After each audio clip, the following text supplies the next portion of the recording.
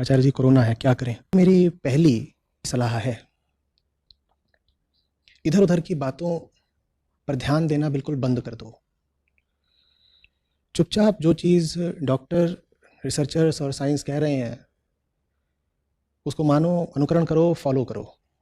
डॉक्टरों की, वैज्ञानिकों की, शोधकर्ताओं की बात पर ध्यान दीजिए और वो जैसा कह रहे हैं चुपचाप उनका अनुकरण करिए। नहीं तो फिर जैसे प्लेग फैला था उस ज़माने में यूरोप में और जो दुर्दशा हुई थी यूरोप की, वैसी ही दुर्दशा के लिए हमें भी तैयार रहना होगा। कुछ एक मोरल एक पॉइंट्स होते हैं और एक कॉमन सेंस होती है। सरकार ने कहा कि आपको एक बीमारी होने वाली है।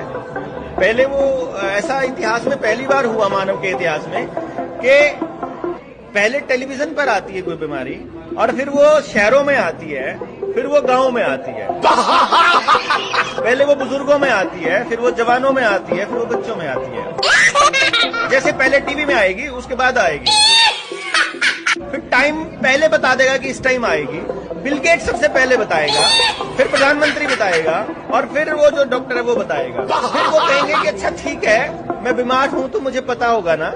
वो कहेगा नहीं, तेरे को बीमारी है, तेरे को पता नहीं चलेगा। अच्छा फिर कैसे पता चलेगा? कि वो एक टेस्ट कराना पड़ेगा। अच्छा वो टेस्ट में हमेशा सही रिपोर्ट आती है क्या? कहते नहीं, गलत रिपोर्ट भी आ सकती है। अच्छा फिर अगर आ जाए तो फॉल्स पॉजिटिव खूब होते हैं, तो फिर इसका मतलब मेरे को नहीं है। कहते नहीं, हो सकती है। अच्छा फिर कैसे पता चलेगा? कि टेस्ट ही बताएगा। लेकिन मेरे को सिम्टम तो नहीं है। नहीं, असिम्टोमेटिक है। फिर मेरे को जब कोई दिक्कत ही नहीं तो मेरे को रहने दो। नहीं नहीं, तू औरों को फैला सकता है। अच्छा औरों को फैला सकता है तो तुम्हें मुंह पे कोई कपड़ा बांधना पड़ेगा। अच्छा ये बांधने से रुक जाएगा? कि तो नहीं, रुकेगा नहीं। तो फिर इसका फायदा क्या? तो बस उतनी बुरी तरह से नहीं फैलेगा। अच्छा तो फिर इसके क्या इलाज है? कि तुम्हें कुछ लगवाना पड़ेगा।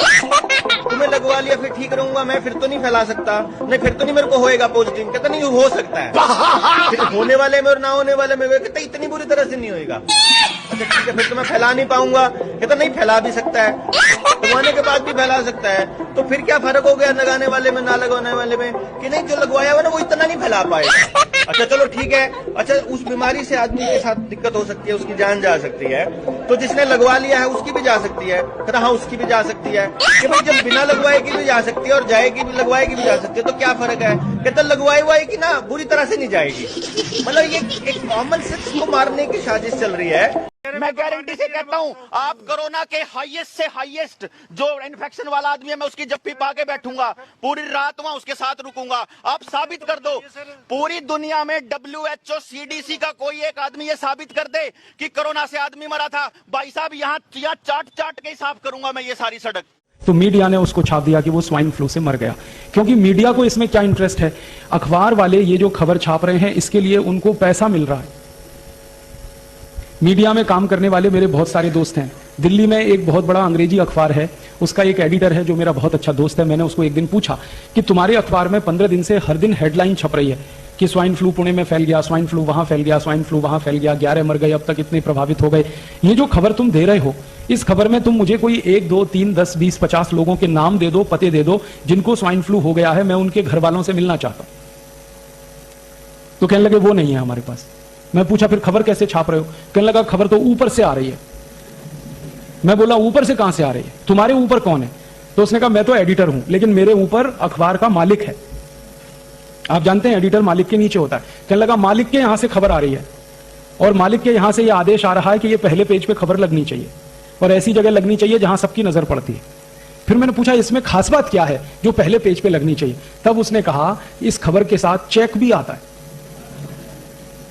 ड्राफ्ट भी आता है, पैसे आते हैं, और जितने ज्यादा बड़े अमाउंट का चेक आता है उतने ही बोल्ड लेटर्स में हम इसको छापते हैं। फिर मैंने पूछा भाई तू ये बता कि कौन देता है ये चेक और ड्राफ्ट? तो उसने कहा एक कंपनी देती है। वो कंपनी कौन है? तो उसने तो मुझे नाम बता दिया, मैं नहीं बताऊंगा आपको। उसने कहा कि एक अमेरिका की कंपनी है, वो हमको चेक देती है, ड्राफ्ट देती है। उस कंपनी का क्या इंटरेस्ट है कि तुमको खबर छापने के लिए पैसा दे रही है? तब उसने मुझे बताया, मैं तो हैरान हो गया। उसने कहा कि ये सब खबर जो छप रही है अखबारों में ये प्रायोजित है। प्रायोजित खबर का मतलब समझते हैं? एडवर्टीजमेंट। जैसे जाहिरात छपता है ना, तो जाहिरात के रूप में खबर छपती है, खबर ही जाहिरात होती है। आप इस बात को समझ पा रहे हैं? खबर ही जाहिरात होती है और खबर को जाहिरात की तरह से छापा जाता है क्योंकि उसके लिए पैसा आता है। और जास्ती पैसा आता है तो पहले पेज पे छापते हैं, कम आता है दूसरे पेज पे छापते हैं, और कम आता है तीसरे पेज पे छापते हैं। किस पेज पर छपेगा वो पैसे से तय होता है। और ये जो एडिटर है ये कोई साधारण अखबार का एडिटर नहीं है, हिंदुस्तान में सबसे ज्यादा बिकने वाले अंग्रेजी अखबार का एडिटर है। और वो एडिटर का मालिक उसको आदेश दे रहा है कि ये छपना चाहिए, इसके साथ इतना चेक है, इसके साथ इतना ड्राफ्ट है। तो आप समझ लीजिए कि मीडिया में ये जो छप रहा है ये पैसे की ताकत से छप रहा है, इसमें सच्चाई नहीं है। बस एक ही बात है, दहशत पैदा हो इनके मन में, डर पैदा हो जाए इनके मन में, आतंक पैदा हो जाए इनके मन में, तो वो डर, दहशत और आतंक आप में पैदा करके तैयार कर रहे हैं आपको, क्योंकि थोड़े दिन में उनकी वैक्सीन आ जाएगी, वो वैक्सीन धड़ाधड़ आप खरीदें और लगवाना शुरू कर दें। इसकी तैयारी चल रही, इसके लिए सारा खेल चल रहा है।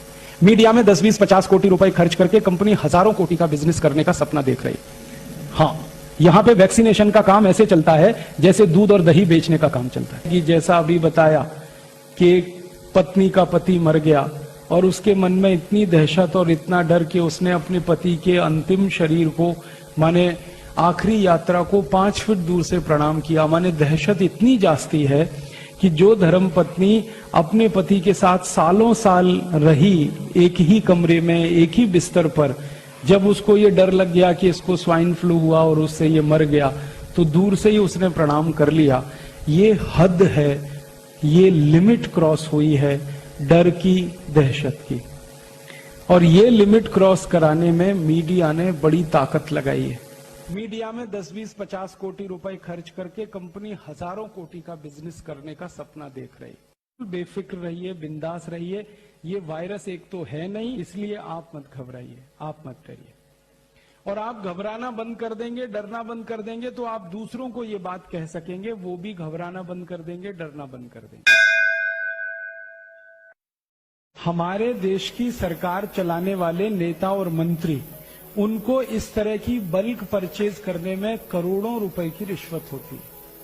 जब वो उस कंपनी को प्लेस करते हैं ना ऑर्डर, उन्होंने 10,000 कोटी का ऑर्डर दे दिया, तो इसमें से कम 1000 से 1500 कोटी रुपए मंत्रियों की रिश्वत का फिक्स हो जाए।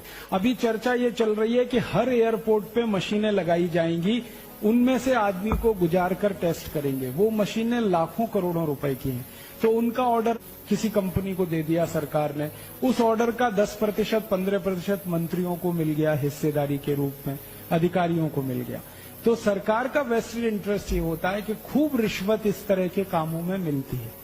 मैं आपको एक पुरानी जानकारी देता हूं। आपको याद है 14 साल पहले सूरत में एक अफवाह उड़ी थी कि प्लेग आ गया, प्लेग आ गया, प्लेग आ गया, याद है?